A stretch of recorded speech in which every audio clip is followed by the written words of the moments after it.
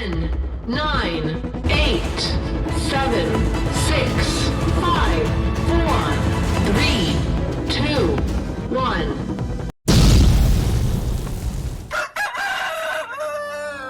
Welcome to the Philippine Native Chicken Karagdagang Kaalaman. So we will now be sharing the slide of our presentation about what we call the housing for the semi-free-range native chicken po.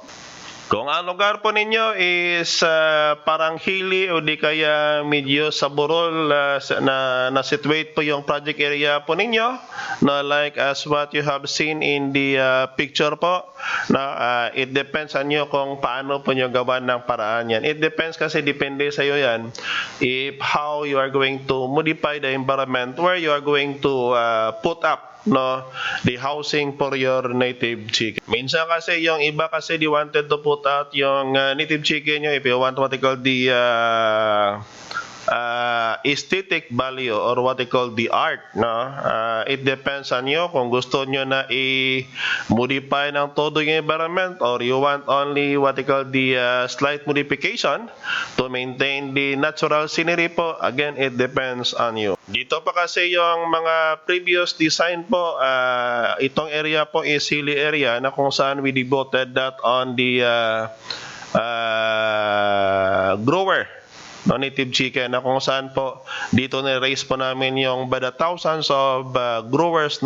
May mga kural kasi yung bawat bahay na yan, may mga kural sa paligid yan na kung saan doon nakagala yung manok, but only on the limited space na kung saan po based on our study, the minimum requirement po na kung saan po okay lang basta may mga supplemental feeding po kayo, and if you want to raise it in a semi-free range po, it depends on you. But kung gusto niyo kung saan po medyo mabilis-bilis lumaki, yung mga previous design natin pinakita po, you can use it. Again, ito po yung design na to sa hindi pa nakapag-start at least makikita nyo yung various design na please contemplate na before adapting a certain design, because every time na mag-present po tayo dito sinasabi din natin yung mga advantages at saka disadvantages ng different housing na yan. Kung makikita po ang design na housing na yan po, that is ay pulo pareho sa doon sa may 3x7. Kaya lang mga housing na to medyo may kaliitan to. Yung mga previous design namin, there is what they call a 3x7. Ito naman po is 3 meters by 4 meters lang yung haba niya. Ang isa kasi sa consideration kasi pag sobrang haba niyan, ang problema po natin kapag hilly po, ginagawa yan, pinapatag pa kasi yung hill na kung saan doon pinapatayo yung housing na yan. Yung kung bakit na ginawa namin is 3x4 meters lang para kaunti lang o medyo hindi masyado malapad yung lugar na patagin mo when you're going to put up this kind of house. Ang ginawa po kasi namin dyan, yung stairs niya, that is yung mga hagdan-hagdan na yan sa lupa yan, ilalagyan po ng hawakan sa gilid kasi medyo mataas-taas yung lugar na yan. So if you want na kung saan po you will be developing what they call the aesthetic value, na kung saan you will accept visitor someday, pero tandaan natin palagi na if you are going to accept visitor in your farm, tandaan po natin palagi yung biosecurity. Yung kung bakit na yung housing na yan, that is 3x4 meters, that is made up of GI pipe at saka yung GI pipe na that is a 1/2 GI pipe, schedule 20, na pinabend namin para po na mas mabilis siya i-install. At saka po, kasing lugar na yan, medyo marami ng konti yung termites o anay. Yung kung bakit na yung pinaka-main na frame namin ginagamit is what they call the GI pipes. That is one way on how to protect also the construction material that we are using. Ito naman yung pinakamalapit-lapit ng konti, bawat kasi hagdanan yan, yung stairs pakyat po, may mga housing yan. So along with that housing na pinatag namin, because noon kasi yung bisita dyan sobrang dami, yung kung bakit na linagyan namin ng hawakan At saka pag nakapatong ka na malapit sa housing na yan, medyo patag na yan. So that is on how you can observe, no, kung ano ang nasa loob at saka yung mga how it was constructed. Actually, yung ginamit namin dyan is what they call the 150 microns na UV plastic po, medyo manipis as the roofing and including po yung rolling curtain niya. No, ibig sabihin po, kung makita nyo yung kawayan, no, sa gilid na yan, that is how we put up para po ma-prevent na malipad po ng hangin. At the same time, pag medyo mainit, no, pinapataas yan at saka yung kawayan ang ginagamit as patungan ng rolling curtain niya para makapasok yung hangin, no, sa loob. Yung walling niyan sa loob po, aside from the UV net, UV plastic pala ay A-net, A-net 80, no, yung itim na parang net, pero hindi sa UV Yung kung bakit na sinasabi namin palagi na if you'll be using this kind of net, hindi po siya tatagal. No, the maximum it can stay is about a year. Mura lang siya per rulyo kasi the 10 feet, I think the 10 feet by 100, yung 10 feet high by 100 meters, no, yung bintahan ata per rulyo, that is only more than 5,000. So mura-mura siya, but ang problema mo lang hindi siya tatagal. No, that is only good for 1 year. The only problem that we have is that when you're using this kind of housing, whereby it uses what they call the Aquanet, the UV plastic, is that make sure that there is a slight shade, no, in the surrounding. Why? Because if it is fully open during the noon time, no, it is very hot. That is why that in the succeeding design that we have, no, we try to use what they call the UV net, no, as a top proofing, no, above what they call the this UV plastic. With this kind of design, then if the temperature inside is too hot, no, what we are using is that we try to put what they call the bamboo coconut leaves as the ceiling to prevent or to minimize the heat inside the house. So this is one of the housing that is used not only on the brooding but even for the growing of our native chicken in Leon. If you can see what they call the black pipe, no, along with that handrails, no, that is what they call the PVC pipe. It serves as the water lane, no, because our water is situated at the top portion of the farm, and it is being pumped, no, from river to that portion so that it will be flowing to the different housing by gravity. From the design that you have seen, the topography of that area, actually we after I think that was after 2 to 3 years, 3 years. After 3 years, no, we modified the place and it somewhat look like this one. In the former slide that you have seen, no, that is what they call the real, no, or the picture or the topography of the place, no, before it was converted into like this one. So meaning that we really invested a lot just to make the area, no, na kung saan pa malagay yung mga housing na yan, no, for the breeder stock. So you can imagine how the effort that we made.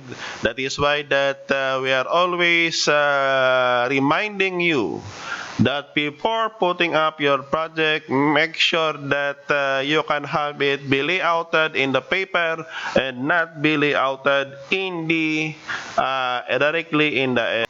We are speaking here not only because of our perception, but we are speaking here based on the experience that we have when we put up the various housing design we constructed the various housing for Philippine native chicken in our place in Leon, Iloy.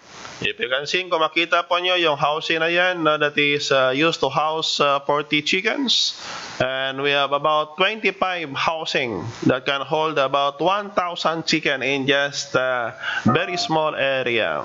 We try to use what we call the GI sheet. That is one way on how to prevent the soil from flooding, na kung saan po para ma-prevent yung erosion in the area, because that is a hilly area. So meaning that if you have your place is the hilly area, make sure na kung saan at the start na pwede ba lagyan nyo ng konting GI sheet para po na hindi po pag umulan at saka bumaha po, the erosion can be prevented. This is what we call the close-up picture of the housing that we are using on our Philippine native chicken. This is the housing that we constructed way back then in 2014, whereby, if you can see some of the net in the back portion, that is what we call the aqua net. We are not using what we call the A-net for fencing because A-net is hindi ganon katibay po para na ilagay dyan. That is why that we are using what we call the aqua net, because it could withstand, even it based on observation, it could withstand up to 2 to 3 years of existence. And beside, it is stronger than the A-net, whereby even the if you replace is medyo marami yung mga predators like aso, ahas, at saka yung iba na it will endanger the life of your native chicken, except po sa tao, kasi pag tao kasi mabilis ang butas yan.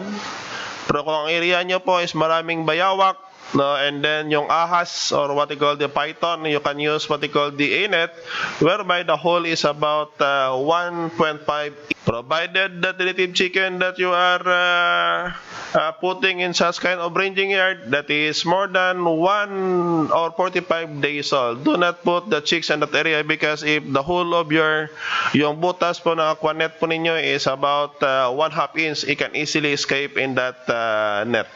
There is what we call a door on the back portion. Kaunti lang, may liit na door na kung saan that is enough for the chicken to go out when they are about to range and the ranging. The only consideration that we have is that once na makalabas yung manok doon sa kanyang ranging yard, make sure that there will be what we call a consistent na time when you are feeding your chicken. So there is no problem when it comes po when you will be letting them out in the morning, because bago po nyo palabasin yan, bigyan nyo ng patoka.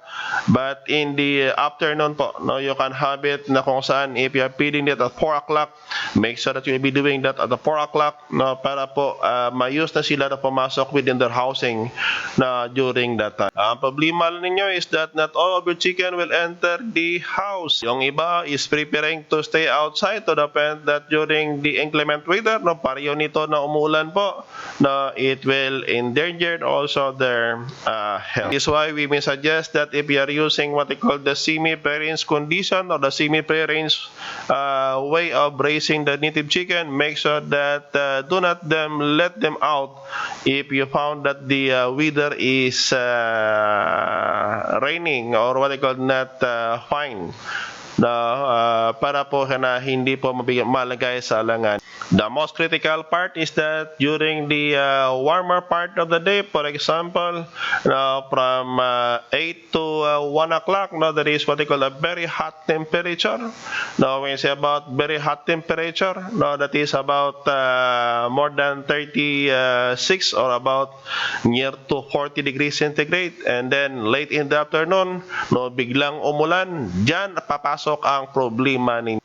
Since then, we are using what they call the rice hull as our litter material. Why? Because rice hull is effective to absorb moisture at the same time odor and even deploy infestation. The only consideration that when you are using the rice hull, kindly winnow it before putting inside the housing para po mailabas o po pwede po matapon yung mga finer particle, the dust that may create problem in the respiratory preparatory tract of your native chicken. Because then, when we are still using that one, the fresh rice hull coming from the rice mill, no, we are directly howling it and then directly pour inside the housing. The problem that we have is that if you are confining them, there is what they call the hardened chicks. Now, when we say about hardened chicks, no, those are what they call the 45 days old. Once it inhaled what they call the finer dust coming from the rice hull, na mahirap na po alisin doon sa kanyang lalamunan. Akala mo yung manok mo is suffering from the respiratory infection, but it is not respiratory, but it is due to dust coming from the rice hull. Ganyan katalim yung dust coming from the rice hull, kaya nga preferably po ipahanginan po natin bago gamitin dyan sa loob ng house. And once this rice hull is decomposed, you can use it as a potting medium, no, for your plants, or you can use it as a fertilizer because it is enriched already with the excreta or the dumi of your native chicken. If you have the equipment on how to process the carbonized rice hull, you can have it mixed with carbonized rice hull to make it more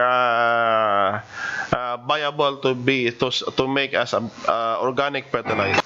Now, that kind of housing can be developed into what they call the brooder. So, meaning if you are planning to have your native chicken be raised on prairie range or the semi-prairie range, no, remember this always. Limit the movement of your chicken. The wider the area where you are letting your chicken to be in range, the tougher now will be, matigas po ang karne niyan. So, preferably po, if you want to have it raised on a prairie range, so make sure that the allotted area per bird, that is only 5 square meter per bird. So that po yung manok po ninyo, hindi masyado matitigas yung karne because it is only limited on the 5 square meter. But if you are going to reduce it by 2.5, it can also be done. As long that you are giving them supplemental feeding. If you'll be raising your native chicken on range, do not brood them on the elevated flooring. Apply what they call the ground brooding. That is the best way on how to minimize the possible infection and mortality of your chicks. Now, when you're going to have them be let them loose on the ranging yan. Based on our studies conducted po dito sa Central Philippine University, we observed that as the distance between the ground and the flooring increases, the level of mortality also increases. When you are going to have them or let them loose on the prairie. The diameter of such kind of brooding guard, the diameter is about 1.5 meters, so that is about 150 cm. The light that you can see, that is not an incandescent bulb, but we are using what they call the LED bulb. The source of heat for that kind of brooding, we are using what they call the charcoal feed brooder heater. Makikita po sa inyo sa gitna na nakasabit po, that is what they call the brooder heater that we fabricated dito po sa Central Philippine University. It can hold about 2 kilograms of charcoal and it could last 10 to 12 hours. Ganyan po katipid yung brooder heater na yan. It can hold 1.5 to 2 kilograms of charcoal and it could last for 10 to 12 hours. At the same time po, the number of chicks that can be brooded in this brooder, having a diameter of 150 cm, it can hold 150 chicks to 200 chicks at a time. At brooding, preferably po, lagyan po natin ng newspaper po sa ilalim, that is how na kung saan po sa unang araw, sa unang linggo po ng mga sisiw natin, make sure that you can have what they call those used or the old newspaper as your bedding material. The fireless brooding technique could not be adapted in this system of brooding because you are brooding by the hundreds of chicks. So you need what they call the source of heat para po na hindi po sila magpile o magpatong-patong because pag nagpatong-patong yan, delikado. The height of this border guard, no, yung GI sheet na nakapaligid po, parang bilog po, the height from the ground, that is about 1.5 feet. But this can only hold the chicks only up to 2 weeks old. Why? Because pag after 2 weeks po, yung mga balahibo po ng sisiw natin sa mapakpak po is partially developed and they can easily escape from this kind of brooder. So, ang ginagawa po namin, nilagyan po namin ng extension yan after 2 weeks, no, para po hindi makalpas yung sisiw sa loob. Ang problema mo kasi, pag nakalabas yan at saka kung saan-saan pumunta, it will be infected at saka pinasok mo balik dyan, it will be the source of infection. Ang sa ilalim po ng newspaper, inilagyan po namin yan ng carbonized ng fresh risal, no, as debedding. Ito po ang itsura niya pag nakalagay sa loob ng housing yung brooder heater na yan. This is how the 3x4 meters is being constructed and nilagyan po natin ng brooder heater na mismo na dyan sa loob ng house. So if you are planning to copy the design, there is no problem. You can copy the design, but make sure to contemplate also with the design that we discussed. Ito naman po yung sisiw, no, after they are about 3 weeks, no, inilipat na sa isang housing, that is a 3x4 housing, whereby in this type of housing we uses the sand as the litter material. That's how creative we are then, no, in the development of this kind of design. That is why that kaya sabi ko sa inyo that if you wanted to raise native chicken, please don't make an experiment on your work. Kung makita po nyo dyan sa may harapan po ng caretaker namin, yung parang may nakatahi doon na tahi doon na tawag dito yung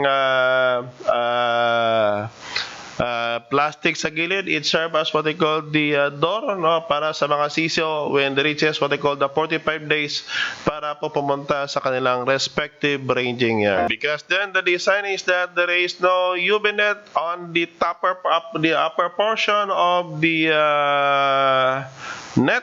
The plastic, that is why that we constructed what they call the ceiling on inside. That is where the native chicken or the chicks, no, used to rest, no, during the hotter part of the day. With this design of housing, there's no need for you to disinfect the housing because the heat coming from the sun can easily penetrate. And this kind of housing that we develop, now we try to contemplate also to include what they call the requirement for the organic native chicken production, whereby there should be a natural with the access, no, to the natural daylight. Kung makikita po nyo, yung patokaan po namin, elevated yan, nakapatong yan.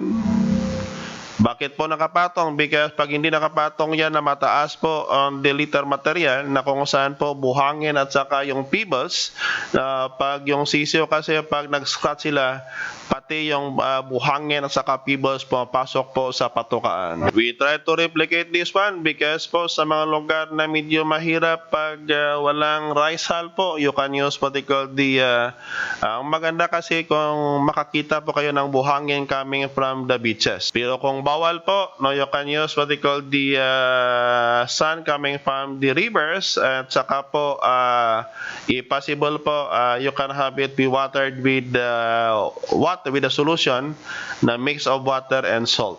Ang kagandahan nito kasi pag sun o di kaya pebbles, yung dumi kasi hindi yan mahirap na iwalisin.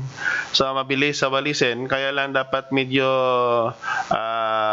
if possible po, no, pag nadiligan po natin ng tubig na may asin, the better it will be because the salt na serve as what they call it's used to imbibe, no, at saka the salt will serve as an agent, no, na kung saan po ma-prevent po natin yung pag-proliferate po ng infection inside the housing. Ang problema nyo lang sa asin, pag nilagay po nyo yan sa may sawdust o di kaya yung sa may rice hull po, hindi nyo pili gamitin sa ibang tanim as pataba, only on the coconut. Kaya nga, if you're using what they call the sand, no, mas maganda kung lagyan po nyo ninyo diligan po ninyo ng asin para po asin with the water. So for I think that is the ratio is that for every 16 liters of water, no, you can use about 1/4 kilo, no, or even as low as 100 grams of salt na ilagay po nyo dyan at saka i-mix at saka idilig po sa mga sand na yan o sa buhangin. Ganito po ang sitwasyon ng manok nyo na that is about po para pang ibintana. Pag ganito na kalaki yung manok nyo, you can have the feeding trough and the water outside the housing. Malakas na po kasi sila mag-scratching kaya pag nasa loob yung tawag dito, yung patukaan po, mabilis na madumihan ng rice hull yan at saka yung tubigan po nasa labas din. And we are using what they call the bamboo slats. There is what we call the opening enough for the head of the chicken to go out to pick their feeds outside. As what you have seen, doon po sa pinakamadulo, there is what they call a door there going to the ranging yard. That door is about more than about 1.5 feet square. That is only enough to allow the chicken to pass on to the ranging yard. Yung kung bakit na sinasabi namin palagi is that when you are going to have your chicken on the range, the problem is that if you're from the brooding and then up to the ranging, if you are going to compare the live weight difference between those raised in the confined and then those with the ranging yard, now the difference in weight is almost 20%. Ito naman ang sitwasyon ng manok pag nasa labas na they can freely pick what they wanted on the range, but the problem is that with that 500 square meter and allowing 100 chicken, it can easily deplete the available natural feeds or scavengable feed resources in the area. Based on our experience and observation, it could not last long. For example, if you have what they call the 45 days and even up to 2 months old native chicken, the scavengable feed resources, pag sinabi po natin mga scavengable feed resources, grasses, insects, and decaying biomass po, it will not last long. If you'll be raising native chicken, saka you will be depending their feeds on the available feeds on the ground, nako, lagot na. Baka mangangayat yung mga manok nyo because sa kakulangan ng pagkain. That is why that you should provide what they call the supplementation on your chicken. Kaya lang observation namin is that in the studies that we have conducted, if you are going to compare the feed consumption of chicken, those ranging chicken versus the confined one, mas malakas kumain yung manok na nakagala. Compared than those manok na naka-confined po, malakas kumain yung nakagala because they require more energy para po in their daily activities. However, those chickens on the partly confined condition po, they consume less compared than those in the range. At saka pag tinimbang pa ninyo, mas magaan yung manok na nasa range compared than those to raise in a 4x8 housing. The design that we have, yung design natin na 8x20 po, this is the mother design of the 8x20. The width of this one is about 5 feet, and then yung divider niyan, that is about 4 feet.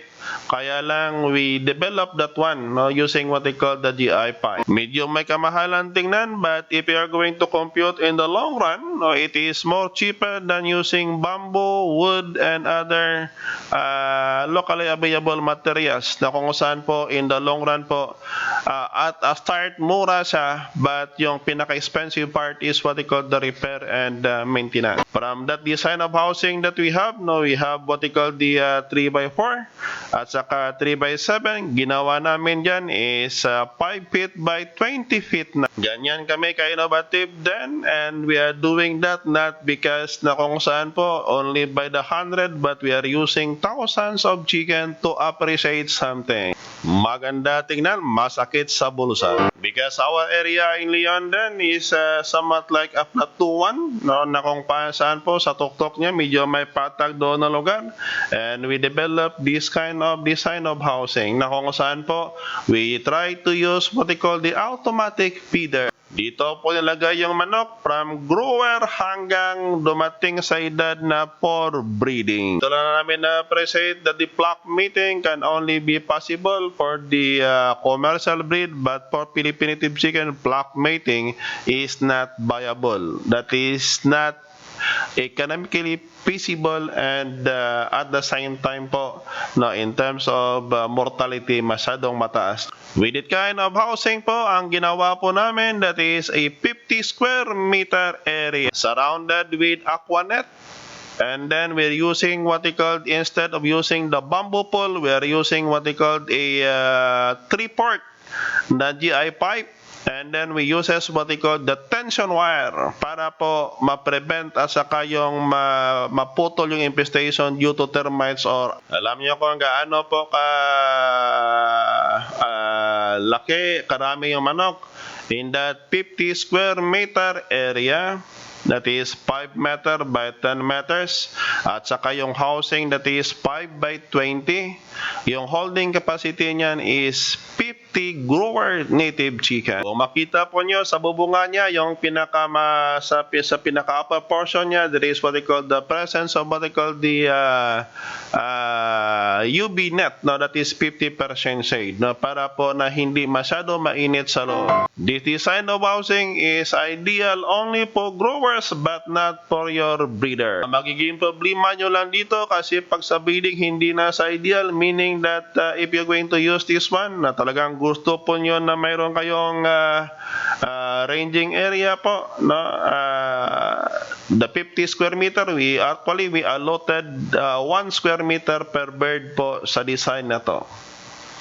And what we observe is that from 45 days hanggang 90 days, walang pong problema because hindi naman sila masyado, basta as long as you are providing what they call the feed supplementation. Yung damo kasi sa paligid niya, hindi yan tatagal. And the cost of investment in constructing that kind of housing, comparing with that 4x8, na kung saan po yung 4x8 and then you have the 50 chickens na kung saan hanggang marketable age of about 2.5 to 3 months old, weighing about 850 grams. Mas mura po ang kainatnan with that 4x8 housing. You are only required about 2 pens na kung saan it can hold 50 chicken. Yun kung bakit sinasabi namin palagi is that the practicality of doing or designing the housing could greatly affect your production cost. Ang pinakakatapusan po na design ng tawag dito ng housing po namin, that is one way on how we can share you the information na ganyan talaga yan. Hope that makatulong po sa inyo in contemplating the design of your respective housing.